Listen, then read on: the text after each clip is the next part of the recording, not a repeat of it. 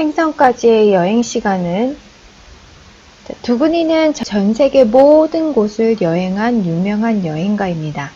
더 이상 지구에서는 여행할 곳이 없다고 생각한 두근이는 태양계의 다른 행성에 여행하기로 결심했습니다. 먼저 두근이가 행성까지 가는데 어느 정도의 시간이 걸리는지 계산하는 프로그램을 작성해 보겠습니다. 우리가 거리와 속력을 알고 있다면 시간을 구할 수 있죠. 수학 시간에 여러분이 거속시 이런 걸 배우셨을 거예요. 거속시. 그래서 속력은 시간분의 거리. 그 다음에 거리는 속력 곱하기 시간. 그 다음에 시간은 속력분의 거리. 이렇게 수학 시간에 배우셨을 거예요. 자, 그런데 여기서 우리가 사용해야 될 것은 무엇이죠? 이걸 사용해야 될 거예요. 왜냐하면 자, 거리는 지금 이렇게 정보로 주어질 거고요. 속력은 여기에서 이런 식으로 알려줄 거예요. 사용자로부터 속력을 입력받을 거예요. 그러면 자, 그곳에 가는 시간을 우리가 구할 수 있습니다. 자, 프로그램을 잠시 다시 살펴보면 행성 이름을 사용자로부터 받아요. 그럼 화성 하면 이 정보가 이제 불러져야 되고요. 그 다음 이동 속도를 킬로미터 퍼 아워 시속으로 입력받습니다. 한 300 정도면 한 KTX 정도 되죠.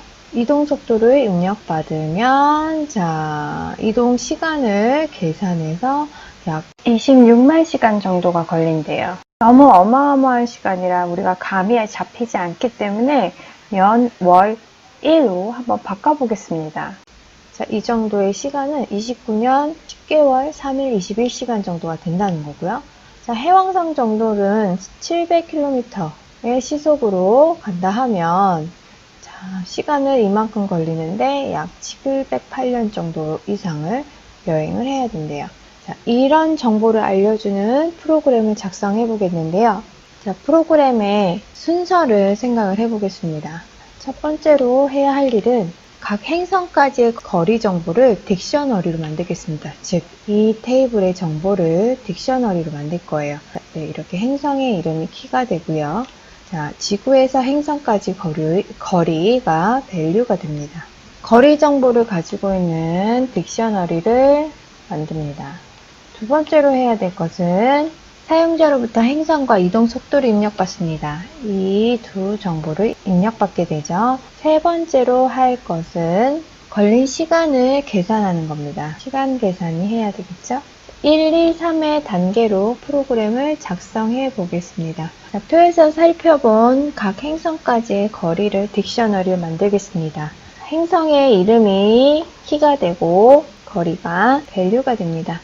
이렇게 표를 보시고 입력하시면 돼요. 그 다음 사용자로부터 행성의 이름과 속도를 입력받습니다. 자, 속도는 정수로 처리하기 위해서 입력 후 int로 감쌉니다. 자, 행성의 이름은 플래닛에 저장을 하고 속도는 speed라는 변수에 저장을 합니다. 행성 이름을 이용하여 거리 정보를 가져옵니다. 행성 이름이 이렇게 되어 있죠? 이 행성 이름에서 자, distance를 이 딕셔너리에서 가져오죠. 플래닛 디테일에서. 그럼 그 정보는 distance, 거리 정보는 distance에 저장이 됩니다. 그러면 걸리는 시간은 속력분의 거리를 해주면 되겠죠? 자, 그래서 거리 정보는 누가 갖고 있나요? 네, distance가 가지고 있고, 자, 속력 정보는 누가 가지고 있죠? 속력은 이 스피드에 있죠? 그래서 나누기 스피드를 해주면 돼요. 자, 이 분수 정보는 다시 이런 식으로 우리가 바꿀 수가 있습니다. 자, 그러면 코드를 작성을 해볼게요. 이렇게 타임 값으로 저장을 하겠습니다. 디스턴스에서 스피드를 나누고 그 정보는 타임에게 저장이 됩니다. 출력 중에 첫 번째 이동 시간 정보는 그냥 시간을 다 보여준 거기 때문에 이렇게 출력하시면 돼요. 자, 그런데 연, 월, 일을 출력하려면 계산이 필요하죠. 자, 연에 대한 정보는 이어라는 변수를 이용할 거고요. 월이라는 정보는 months에다 저장을 하고 일은 day, 시간은 hour라는 이름의 변수에 저장을 하겠습니다. 그러면 위에서 계산이 이루어져야 되겠죠? 자, 시간을 알아보겠습니다. 여러분이 지금 거리 나누기 속력을 단순히 슬래시로만 하면 이 타임에는 실수값이 저장이 돼요. 우리는 연, 월, 일, 시간까지만 알면 되기 때문에 정수값만 필요하지 나머지 소수점은 굳이 필요하지 않거든요. 그래서 이 타임을 이렇게 int 형태로 바꿔줍니다. 그러면 정수값으로 바뀌고요. 만약에 뒷부분의 소수점은 절삭이 돼서 잘릴 거예요. 지금 얘는 기준이 뭐예요? 시간이잖아요. 시간은 1년 시간은 하루에 몇 번? 365번이 있죠?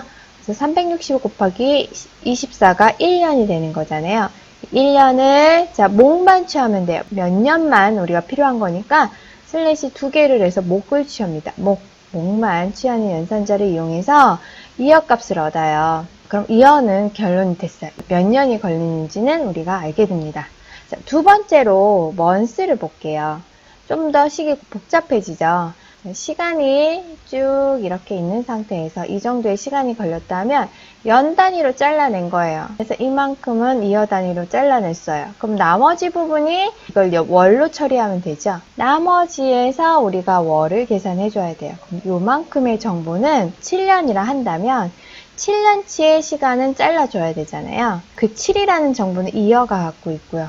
1년치는 얼마였죠? 이게 1년이잖아요. 이런 게 몇 번 있게 되는 거예요? 7번 있다는 얘기잖아요. 이 부분은 1년에 이어만큼을 빼준 거예요. 그럼 이만큼이 퉁 하고 떨어지는 거죠. 그래서 타임에서 이만큼 빼준 것에서 타임이 실수고 정수를 실수해서 정수를 빼버리면 여하튼 실수예요. 그래서 int를 통해 이 전체를 정수로 만들어주고 그 다음에 이 부분은 볼까요? 이건 1일이고 자, 얘는 30일도 있고 28일도 있고 31일도 있지만 대충 한 달을 31일로 보는 거죠. 그래서 1일이 30번 있는 얘가 한 달이 되는 거죠. 자, 한 달로 나눠보는 거예요. 몇 번이 들어가 있는지. 그러면 이 months가 몇 번 들어가는지를 알 수 있습니다. 자, 그럼 months까지 구했어요. 다음으로 날짜를 구해야 되잖아요. 날짜도 비슷합니다. 전체 시간에서 몇만큼의 시간을 빼고 자, 몇 년이 쭉 들어간 큰 연으로 툭툭툭 잘랐어요.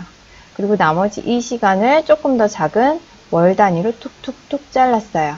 월 단위로도 잘릴 수 없는 요만큼은 일로 쪼개는 거죠. 그래서 연과 월을 빼준 나머지 요만큼은 며칠이 들어가는지 계산을 하는 거예요. 24시간이 되죠? 자, 이렇게 해서 24가 몇 번 들어가는지를 계산을 하면 날짜가 나와요. 그 다음에 나머지는 시간이 되는 거예요. 그래서 전체 시간에서 연만큼 빼고 월만큼 빼고 날짜, 1일만큼 빼고 남으면 그 남은 것들은 시간 단위가 되는 거죠. 이 큰 시간에서, 긴 시간에서 연을 구하기 위해 연이 들어갈 수 있는 크기를 구하는 거예요. 몇 년이 들어갈 수 있을까 하면서 연을 툭툭툭 자르는 거예요. 근데 연으로 다 잘랐는데 나머지 요만큼은 연으로 잘릴 수 없는 작은 단위인 거예요. 그러면 그 다음에는 작은 사이즈가 months가 되죠. 그래서 months로 쪼개보는 거예요. months가 몇 번 들어가나 해봤더니 나머지 조각은 이제 months로도 쪼갤 수 없는 거예요. 작아져서. 그러면 day 단위로 얼만큼 쪼개지나 하고 계산을 합니다.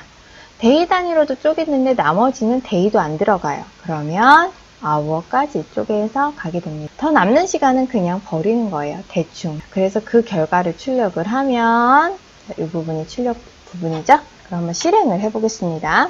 실행을 하면 행성 이름은 책에서 있는 것처럼 해왕성을 한번 가볼게요. 해왕성은 참 먼데 있죠? 자, 한 비행기 속도 정도 될까요? 700km/h면 이동 시간은 이만큼의 시간이 걸린대요.